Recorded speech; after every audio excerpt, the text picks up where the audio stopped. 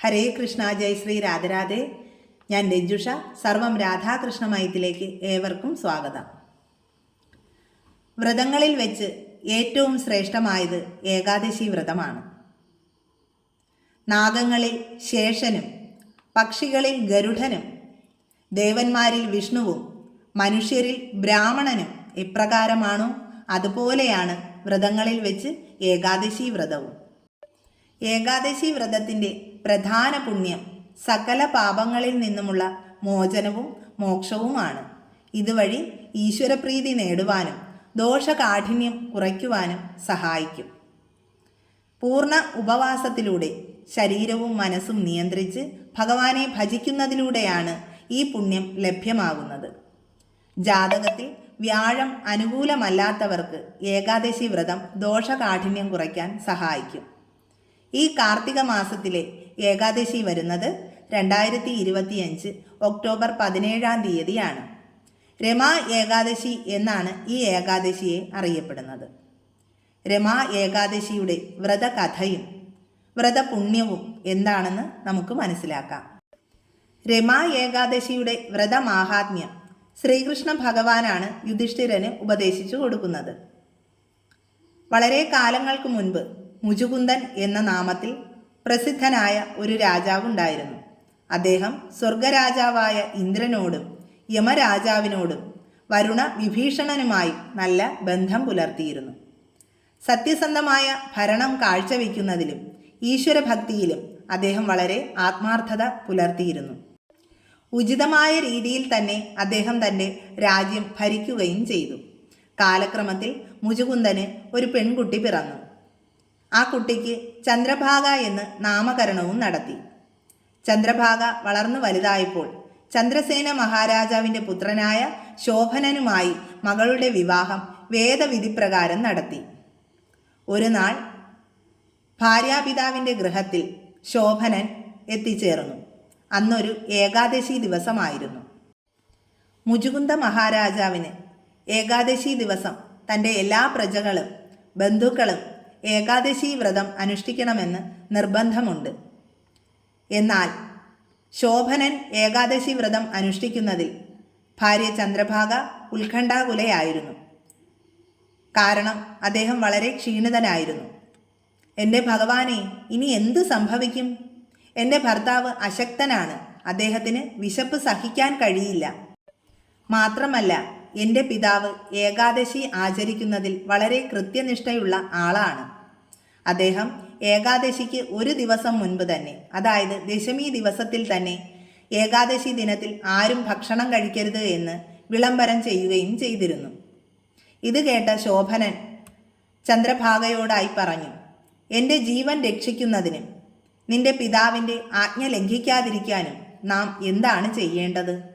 അപ്പോൾ ചന്ദ്രഭാഗ പറഞ്ഞു, എൻ്റെ രാജ്യത്തിലെ ആനയ്ക്കോ കുതിരയ്ക്കോ പോലും ഏകാദശി ദിവസത്തിൽ ഭക്ഷണം കഴിക്കുവാനുള്ള അനുവാദമില്ല. പിന്നെ എപ്രകാരമാണ് മനുഷ്യന് ഭക്ഷിക്കാൻ കഴിയുക? അങ്ങേക്ക് ഇന്നേ ദിവസം ആഹാരം കഴിക്കണമെന്ന് ആഗ്രഹമുണ്ടെങ്കിൽ സ്വന്തം ഗൃഹത്തിലേക്ക് മടങ്ങിപ്പോകേണ്ടതായിട്ട് വരും. അതുകൊണ്ട് മനസ്സിലാക്കി ഒരു തീരുമാനം കൈക്കൊള്ളൂ. ഭാര്യയുടെ വാക്കുകൾ കേട്ട ശോഭനൻ പറഞ്ഞു, നീ പറഞ്ഞത് വളരെ ഉചിതമായ കാര്യം തന്നെ. എങ്കിലും ഈ ഏകാദശി വ്രതം ആചരിക്കുവാൻ ഞാൻ തീരുമാനിച്ചു. എനിക്ക് വിധിച്ചത് എന്ത് തന്നെ ആയാലും അത് അങ്ങനെ തന്നെ സംഭവിക്കും. അങ്ങനെ ശോഭനൻ ഏകാദശി വ്രതം പാലിച്ചു. എന്നാൽ വിശപ്പും ദാഹവും അദ്ദേഹത്തെ തളർത്തിയിരുന്നു. സൂര്യാസ്തമയത്തിന് ശേഷം എല്ലാവരും ഭഗവാനെ കീർത്തിക്കുകയും ഭജിക്കുകയും ചെയ്തു. എന്നാൽ ആ രാത്രി ശോഭനന് സഹിക്കാവുന്നതിലും അപ്പുറമായിരുന്നു. സൂര്യോദയത്തിനു മുൻപ് തന്നെ അദ്ദേഹം മരണമടഞ്ഞു. ശോഭനന്റെ അന്ത്യക്രിയകൾ രാജാവായ മുചുകുന്ദൻ രാജകീയമായി തന്നെ നടത്തി. അദ്ദേഹത്തിൻ്റെ ശരീരം ചന്ദനത്തടികൾ കൊണ്ട് ദഹിപ്പിച്ചു. ശ്രാദ്ധക്രിയകൾക്ക് ശേഷം ചന്ദ്രഭാഗ തൻ്റെ പിതാവിൻ്റെ ഗൃഹത്തിൽ തന്നെ തുടർന്നു. അതിനിടയിൽ രമാ ഏകാദശി അനുഷ്ഠിച്ചതിൻ്റെ ഫലമായി ശോഭനൻ മന്ദരപർവ്വതത്തിലുള്ള ദേവപുര എന്ന അതിസുന്ദരമായ നഗരത്തിൻ്റെ രാജാവായി മാറി. രത്നങ്ങളാലും സ്വർണത്താലും അലങ്കരിക്കപ്പെട്ട തൂണുകളുള്ളതും രത്നങ്ങളാൽ അലങ്കൃതമായ ചുമരുകളുള്ളതുമായ കൊട്ടാരത്തിൽ അദ്ദേഹം വസിച്ചു. അദ്ദേഹത്തിൻ്റെ കിരീടവും ആഭരണങ്ങളും രത്നങ്ങളാൽ അലങ്കൃതമായിരുന്നു. അങ്ങനെ അദ്ദേഹം സിംഹാസനത്തിൽ ഇരുന്നു കൊണ്ട് സ്വർഗരാജാവായ ഇന്ദ്രനെ പോലെ പ്രശോഭിച്ചു. ഒരു ദിവസം മുചുകുന്ദപുരത്തെ സോമശർമ്മൻ എന്ന ഒരു ബ്രാഹ്മണൻ തീർത്ഥയാത്രയുടെ ഭാഗമായി ശോഭനന്റെ കൊട്ടാരത്തിൽ എത്തി. രാജാവ് ബ്രാഹ്മണനെ കണ്ട ഉടൻ തന്നെ പ്രണാമങ്ങൾ അർപ്പിച്ചു. ശേഷം തൻ്റെ ഭാര്യയുടെയും ഭാര്യാപിതാവിൻ്റെയും സുഖവിവരങ്ങൾ അന്വേഷിച്ചു. എല്ലാവരും സുഖവും സന്തോഷവുമായി ഇരിക്കുന്നുവെന്ന് അദ്ദേഹം അറിയിച്ചു. അതിനുശേഷം ആ ബ്രാഹ്മണൻ രാജാവിനോട് ഇപ്രകാരം ചോദിച്ചു: ഇത്രയും മനോഹരമായ ഒരു രാജ്യം ഞാൻ കണ്ടിട്ടില്ല. അങ്ങേക്ക് എങ്ങനെയാണ് ഈ രാജ്യം ലഭിച്ചത്?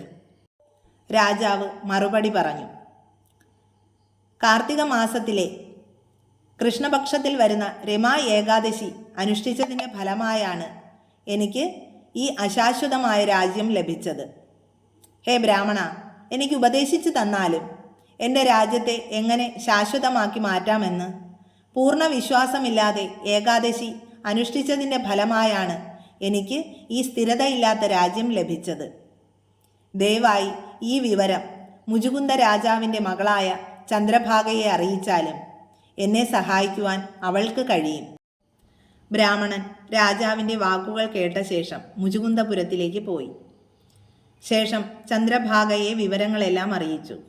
ചന്ദ്രഭാഗ അതിയായി സന്തോഷിച്ചു. ശേഷം ബ്രാഹ്മണനോടായി പറഞ്ഞു: എൻ്റെ ഭർത്താവിനെ കാണുവാൻ ഞാൻ അതിയായി ആഗ്രഹിക്കുന്നു. എൻ്റെ പുണ്യത്തിൻ്റെ ഫലത്താൽ അദ്ദേഹത്തിൻ്റെ രാജ്യത്തെ സ്ഥിരതയുള്ളതാക്കി ഞാൻ മാറ്റും. ദയവായി എനിക്ക് അദ്ദേഹത്തിൻ്റെ സമീപത്ത് ചെല്ലുവാനുള്ള അനുമതി നൽകിയാലും. ശേഷം ബ്രാഹ്മണൻ മന്ദരപർവ്വതത്തിനടുത്തുള്ള വാമദേവ മുനിയുടെ ആശ്രമത്തിൽ ചന്ദ്രഭാഗയെ എത്തിച്ചു. ചന്ദ്രഭാഗയിൽ നിന്നും വിവരങ്ങളെല്ലാം മനസ്സിലാക്കിയ വാമദേവൻ അവൾക്ക് വൈദിക മന്ത്രങ്ങളാൽ ദീക്ഷ നൽകി. മുനിയിൽ നിന്നും ലഭിച്ച മന്ത്രങ്ങളും ഏകാദശി വ്രതം ആചരിച്ചതിൻ്റെ ഫലമായി ലഭിച്ച പുണ്യത്താലും ചന്ദ്രഭാഗയ്ക്ക് ആധ്യാത്മിക ശരീരം ലഭിച്ചു. ശേഷം ചന്ദ്രഭാഗ തൻ്റെ ഭർത്താവായ ശോഭനൻ്റെ അടുത്ത് പോയി.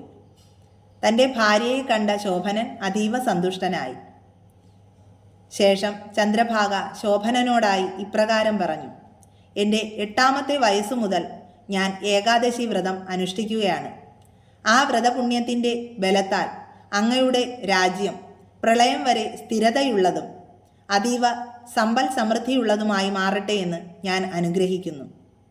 ശേഷം ആഭരണങ്ങളാൽ അലങ്കരിക്കപ്പെട്ട ദിവ്യ ശരീരം ലഭിച്ച ചന്ദ്രഭാഗ തൻ്റെ ഭർത്താവും ഒന്നിച്ച് വസിക്കുവാൻ ആരംഭിച്ചു. രമാ ഏകാദശിയുടെ സ്വാധീനത്താൽ ശോഭനനും ദിവ്യ ശരീരം ലഭിക്കുന്നു. തൻ്റെ ഭാര്യയോടൊപ്പം മന്ദരപർവ്വതത്തിൽ ആനന്ദത്തോടെ ജീവിച്ചു. ആഗ്രഹങ്ങൾ പൂർത്തീകരിക്കുന്ന കാമധേനുവിനെ പോലെയും ചിന്താമണി കല്ലുപോലെയുമാണ് രമാ ഏകാദശി.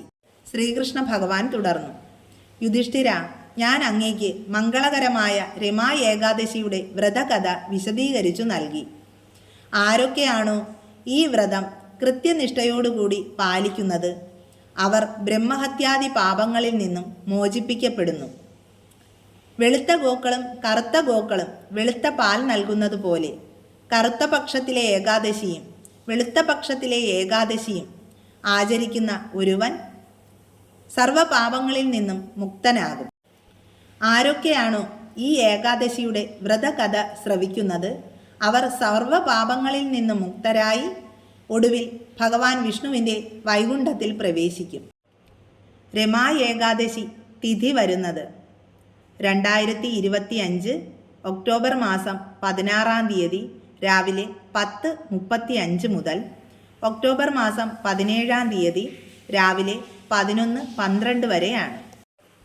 ഹരിവാസര സമയം വരുന്നത് ഒക്ടോബർ 17-ാം തീയതി രാവിലെ 10:35 മുതൽ ഒക്ടോബർ 18-ാം തീയതി രാവിലെ 11:12 വരെയാണ്. പാരണ വീടേണ്ടുന്ന സമയം ഒക്ടോബർ 18-ാം തീയതി രാവിലെ 6:44 മുതൽ 8:19 വരെയാണ്. എല്ലാ ഭക്തർക്കും ഏകാദശി വ്രതം അനുഷ്ഠിക്കുവാനുള്ള ആയുസ്സും ആരോഗ്യവും ഭഗവാൻ നൽകട്ടെ എന്ന് പ്രാർത്ഥിച്ചുകൊണ്ട് സർവം ശ്രീ രാധാകൃഷ്ണാർപ്പണമസ്തു. ജയ് ശ്രീ രാധേ രാധേ.